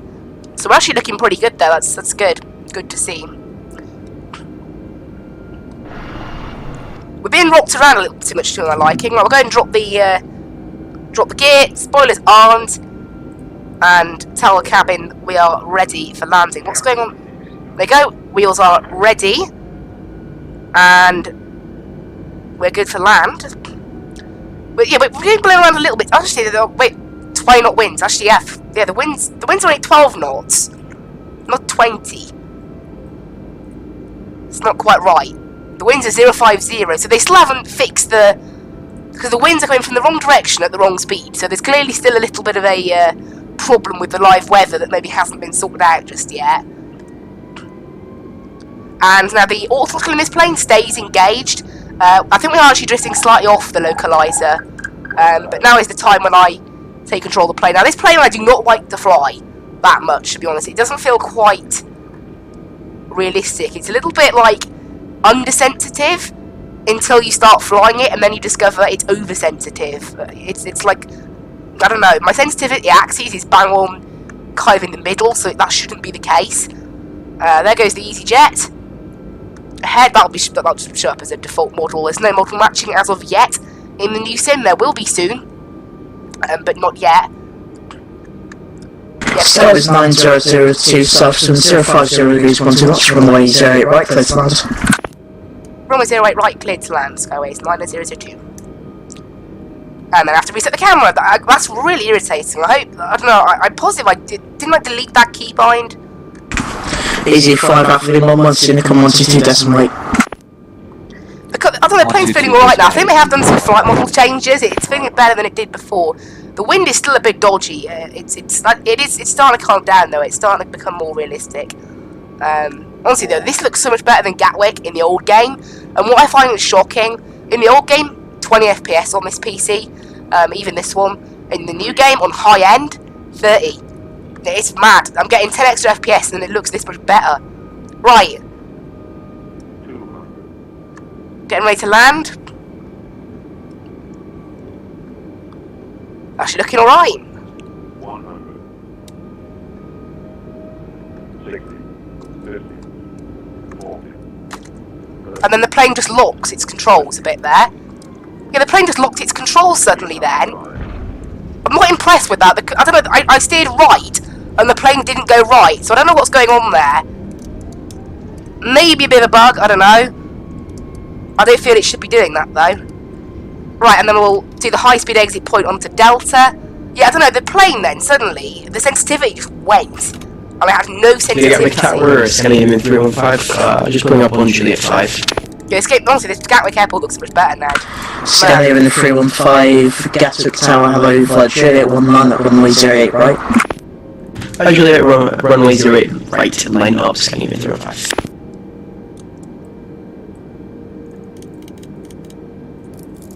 Skyway 9022, welcome to Gatwick, hold short Juliet, contact Gatwick ground 121.8. Hold short Juliet, Gatwick ground 121.8. Bye, Skyways 9002.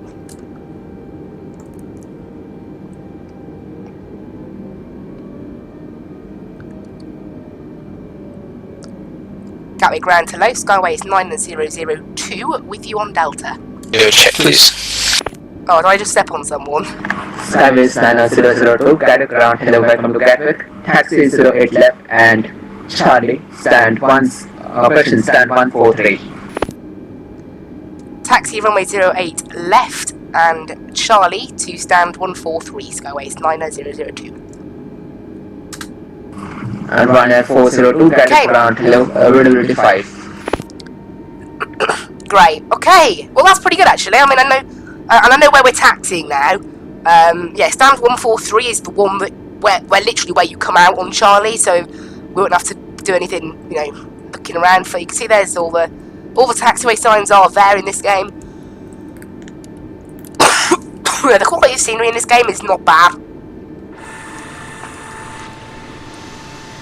I mean, like, you know, it looks pretty decent considering it's not a handcrafted airport, it's just a bog standard one. Heathrow is a handcrafted airport, so we'll have to go there at some point. Heathrow does look very nice. And I'm glad to see that now, you know, we can use this game on Vatsim a little bit more. This fly-by-wire A32N is clearly going somewhere, so it's really good to see. We're going to turn left on Charlie, despite this, you know, there's some slight hiccups with this game. Overall, it's pretty good. Now, I would like to see what stand I'm taxing into. That's one thing that I do kind of don't like.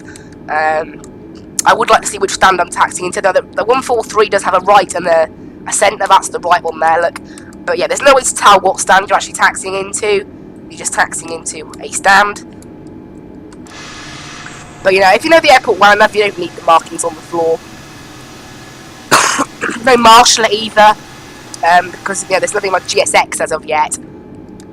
So the game just assigns somewhere for you to park, and otherwise there's no marshal or anything. So you sort of have to rely on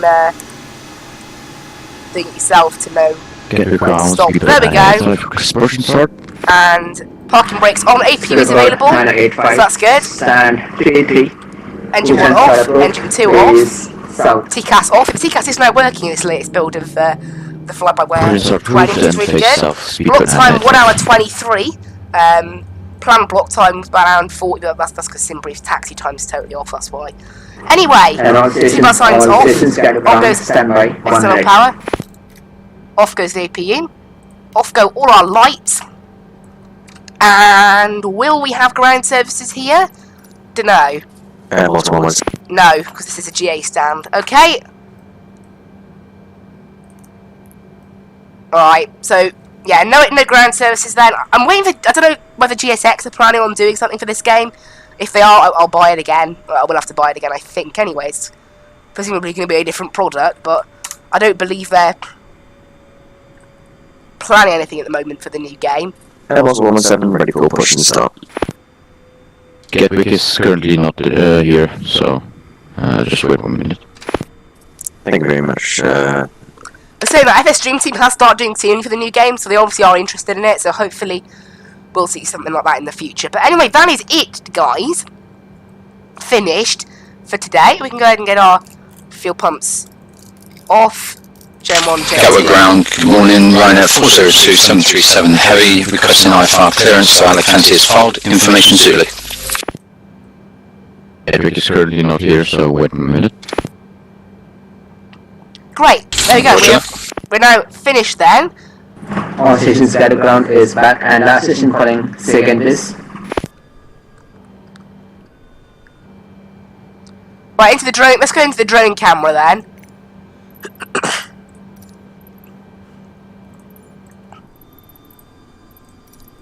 And there we go.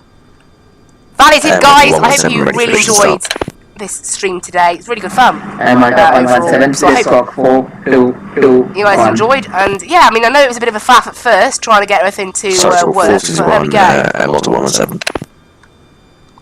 And my 117 stand. There we go. Push and start approved. Face west. Go and disconnect from the network now. Cross that off. Good to see FPS doesn't increase. That means that actually it increases like by 3. Obviously because there's less planes, but it's good to see that FPS issue with Vatsim no longer there. We'll go ahead and stop recording on Flyk Skytrack now. And there we go. That is it, guys. I hope you really enjoyed today's flight. Something that, you know, finally now we can get back into doing some more streaming on this game. It seems, because this fly-by-wire plane is really starting to go somewhere now, isn't it? With this latest build. So it's really good to see. But there we go. I hope everyone really enjoyed that. Now, there are a few more of these flights that I can do. I can do Hamburg to Edinburgh if you guys want. But at the moment, it's only the delivery flights that Flyk are doing. And from the start of October, we will have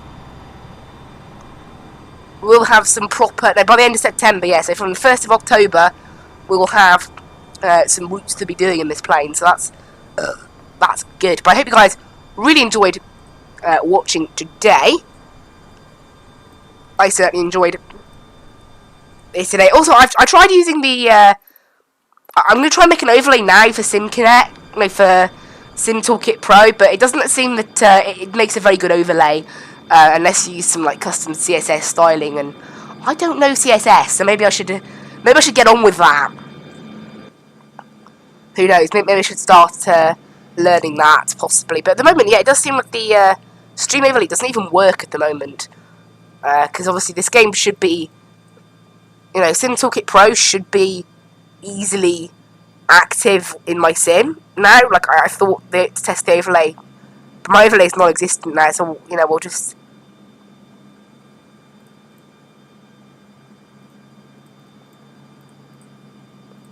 It's a shame really, but yeah, it doesn't appear to work at all. The overlay tools, at least the preview doesn't anyway, so we'll leave that. Oh well. But I hope you guys really enjoyed today's flight. So yeah, it doesn't look like I'll be able to get an overlay up and running for this game. The overlay that I use isn't going to become working, but yeah, this game looks so pretty. Who needs an overlay? We've got a nice little overlay at the top as well. It's still able to display where we're flying, and it's still able to display what aircraft we have, so it's better than nothing. But I hope you guys really enjoyed, and I will see you in the next stream. I will leave you with the music, and bye!